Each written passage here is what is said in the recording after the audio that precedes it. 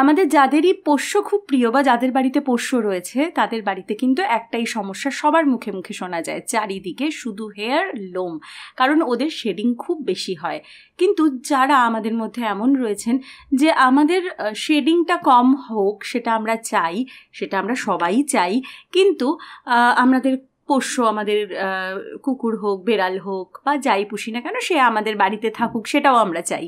তো সেক্ষেত্রে দুটো জিনিস করা যায়। প্রথম কথা হচ্ছে আপনাদের পছন্দ চেঞ্জ করতে হবে, পছন্দ বদলাতে হবে, কারণ গোল্ডেন রিট্রিভার, হাস্কি বা জার্মান শেপার্ড এরা ডাবল কোটেড হয় এবং এদের কিন্তু নিজেদের প্রয়োজনেই বারবার করে শেডিং করতে হয়।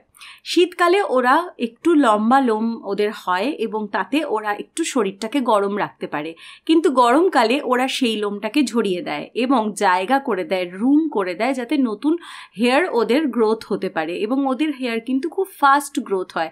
তার জন্য ওদেরকে খুব তাড়াতাড়ি নিজেদেরকে সঠিকভাবে গ্রুমিং করার জন্য, নিজেদেরকে গ্রুম রাখার জন্য ওদের কিন্তু নিজেদের শেডিংটা করতে হয়। তো আমাদের যেটা করতে হবে সেটা হচ্ছে আমাদেরকে কিন্তু ভালো করে ওদের যত্ন করতে হবে। দেখুন আমি ওকে ভালো করে কিন্তু প্রতিদিন 2-3 বার করে ব্রাশ করিয়ে দিচ্ছি, সারা শরীরে লোমে ব্রাশ করিয়ে দিচ্ছি এবং তার সাথে সাথে সঠিক পাউডার আপনারা ব্যবহার করতে পারেন। পাউডার অবশ্যই আপনি আপনার ভেটকে জিজ্ঞাসা করে নেবেন। আমি বলবো কোনো সাপ্লিমেন্ট ওষুধ না দিতে। অনেক সময় অনেকে কোনো মেডিসিন দেন যাতে শেডিংটা কম হয়, কিন্তু তাতে কিন্তু ওদের ন্যাচারাল হেয়ার গ্রোথটা বাধাপ্রাপ্ত হয়। তাই সবচেয়ে ভালো কিন্তু ভালো করে বাড়িতে প্রতিদিন গ্রুমিং করান এবং গ্রুমিং করানোর একটাই উপায়, সেটা হচ্ছে বারবার করে ওদেরকে ব্রাশ করানো। তাতে ওদের এক্সট্রা যে হেয়ারগুলো থাকে সেটা আপনাদের যে ব্রাশ করাচ্ছেন সেটা দিয়ে উঠে আসবে এবং তারপর আপনাদের বাড়ির চারিদিকে, ফার্নিচারে, সব জায়গায় লোমের সংখ্যা আস্তে আস্তে কমবে। তবে হ্যাঁ, এটুকু বলে দিতে পারি যে এই সমস্ত ব্রিডের ডগেদের কিন্তু হেয়ার শেডিং সম্পূর্ণভাবে বন্ধ হয় না। তবে হ্যাঁ, আপনারা যদি পুডল নেন বা এরকম ধরনের কোনো ছোট পাপি আপনারা নেন যা খুব বেশি হেয়ারই নয়, তাহলে কিন্তু আপনাদের সেক্ষেত্রে এই সমস্যাতে অতটা বেশি পড়তে হবে না। আমাদের যারা দেশি ডগস রয়েছে, মানে স্টে ডগস, তাদের কিন্তু শেডিং তুলনামূলক কম হয়, কারণ ওরা এই গরমে নিজেদেরকে অ্যাডজাস্ট করতে পারে। আমাদের এদিকটা তো একটু গরম, তো সেক্ষেত্রে কিন্তু ওদের অ্যাডজাস্টমেন্ট পাওয়ারটা অনেক বেশি বিদেশি কুকুরদের তুলনায়। তবে বিগল নিলে সেক্ষেত্রেও একটুখানি আপনি হেয়ার প্রবলেম থেকে বাঁচতে পারেন।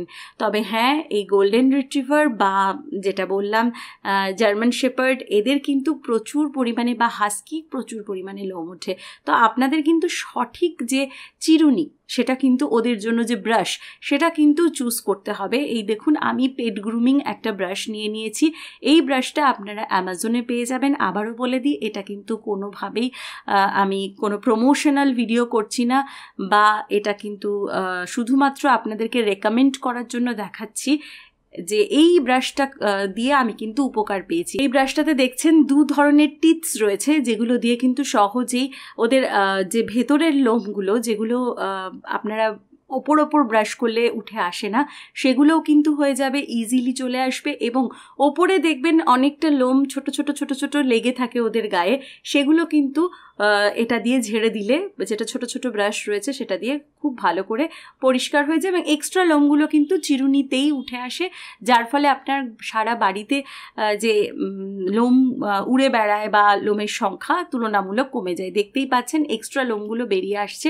তবে খুব জেন্টালি আপনাদেরকে ব্রাশ করাতে হবে এবং দিনের মধ্যে যদি খুব বেশি শেডিং হয় তাহলে 2 থেকে 3 বার করলে ভালো হয়। আমি হয়তো 3 বার করতে পারি না, আমি 2 বার করে করি, কিন্তু 2 বার করে কিন্তু করাটা খুবই জরুরি। সকালে একবার করুন, রাতে একবার করুন। এভাবে ভালো করে যদি ওদেরকে ব্রাশ করে দেওয়া যায়, ওদেরকে কেয়ার করা যায়, ওদের তো প্রপার গ্রুমিং খুব প্রয়োজন। বিশেষত এই গোল্ডেন রিট্রিভার টাইপের যারা ডগ রয়েছে তাদের কিন্তু প্রচণ্ড মেনটেনেন্স দরকার পড়ে। দেখতে দেখতেই পাচ্ছেন যে একদম ওকে ভালো করে আমরা ব্রাশ করিয়ে দেওয়ার পর ও খুব আরামে ঘুমোচ্ছে এবং ও কিন্তু আমাদের সাথেই উঠে এসে বেশিরভাগ সময় ঘুমোয়, আর খুব গরম লাগলে ও ফ্লোরে চলে যায়। তো এইভাবে কিন্তু ও সবসময়তেই আমরা ব্রাশ করিয়ে দিই এবং ওইটাতে ও আরাম পায়। দেখতেই পাচ্ছেন ওর কি সুন্দর গোল্ডেন কোটস রয়েছে গায়ে।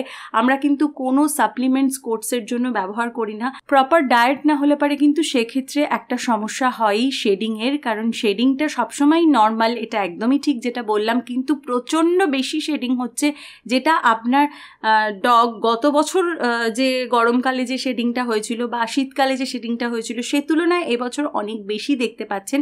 তার কিন্তু কিছু আন্ডারলাইন প্রবলেমও থাকে, যেমন প্রপার ডায়েটটা না হলে, ওদের ডায়েটে প্রপার পরিমাণে যদি চিকেন, ফিশ অয়েল এগুলো যদি না থাকে তাহলে কিন্তু ওদের যে তৈলাক্ত ব্যাপারটা শরীরের সেটা কিন্তু কমে যায় এবং ড্রাই হয়ে যায়।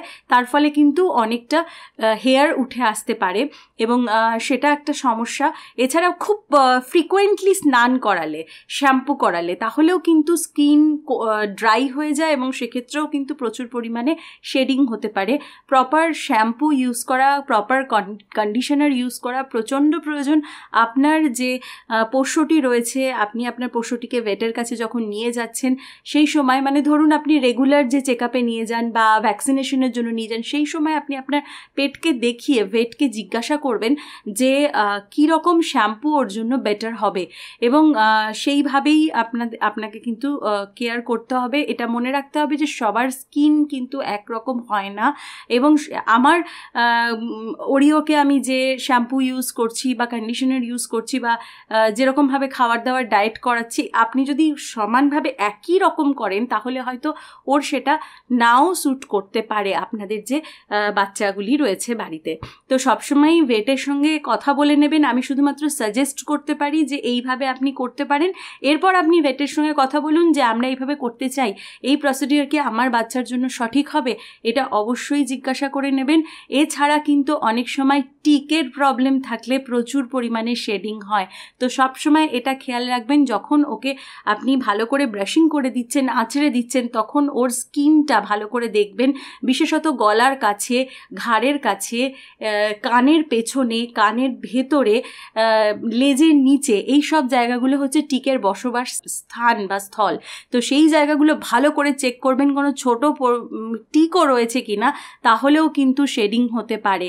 তো এই জিনিসগুলো আপনি মাথায় রাখুন। আশা করছি আপনাদের বাচ্চারা খুব ভালো থাকবে এবং আপনারাও এই শেডিংয়ের প্রবলেম থেকে অনেকটাই মুক্ত হতে পারবেন। অবশ্যই আমাদেরকে কমেন্ট করবেন, আমাদের ভিডিওগুলো কেমন লাগছে জানাবেন। আপনাদের এত ভালোবাসা পেয়ে আমরা সত্যিই খুব খুশি, আমরা সত্যিই ধন্য। আমাদের ভিডিওগুলো ভালো লাগলে ওরিও@কে সাবস্ক্রাইব করে দেবেন এবং অবশ্যই আমাদের সঙ্গে থাকবেন। Thank you.